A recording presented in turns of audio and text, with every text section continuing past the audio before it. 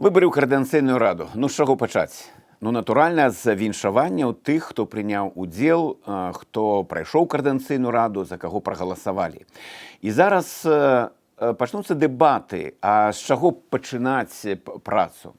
Маё перакананне, што пачынаць трэба з вызначэння, а што такое каардынацыйная рада і што яна павінна і можа рабіць. Так, менавіта з гэтага. Глядзіце, ужо чацвёртае скліканне, а агульнага разумення, што такое каардынацыйная рада, дагэтуль няма. Бундестаг Германіі не друкуе грошы, Сейм Польшы не стварае армію, Рейхсдаг Швецыі не выдае пашпарты. Яны фармуюць правовое поле, у якім абарачваюцца грошы, дзейнічае армія, выдаюцца пашпарты. У статуце каардынацыйнай рады чацвёртага склікання павінна быць замацавана галоўная мэта – пераўтварыць каардынацыйную раду ў рэальны протапарламент.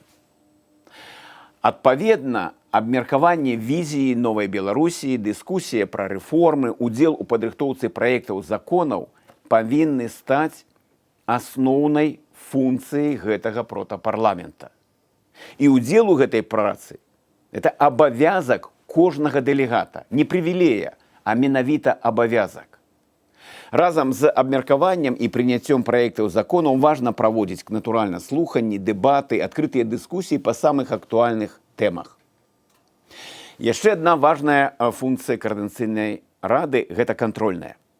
Пакуль мне складана ўявіць, як КС, КР будзе кантраляваць членаў кабінета, калі яны адначасова з'яўляюцца фармальнымі або нефармальнымі лідарамі фракцыі. Глядзіце, здаецца, толькі у Святланы Ціханаўскай няма сваёй фракцыі. А вось у Латушкі, Рыжычэнкі, Кабанчука, Казлова, Астапенкі, Зазулінскай усе пры сваіх. Толькі не трэба казаць, што такая практыка ёсць, ну, напрыклад, у Брытаніі ці Літве. Так, ёсць. Але з адной важнай папраўкай. Мы з вамі не Літва і не Брытанія. Для нас каардынацыйная рада – гэта магчымасць мадэляваць будучыню, адпрацоўваць розныя мадэлі кіравання і ўзаемадзеяння. Дык давайце карыстацца гэтай магчымасцю. І трэці прыярытэт каардынацыйнай рады – гэта выбаршчык.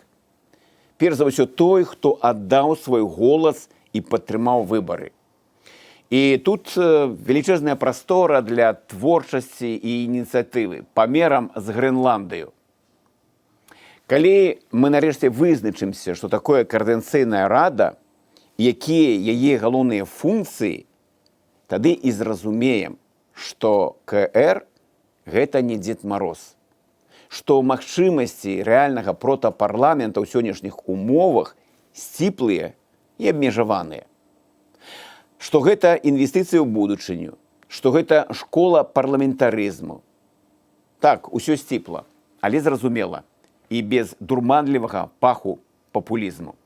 Гэта вось тыя прапановы, першыя крокі, якія мусіць, па майму перакананню, зрабіць каардынацыйная рада. І я жадаю ім у гэтым поспехам.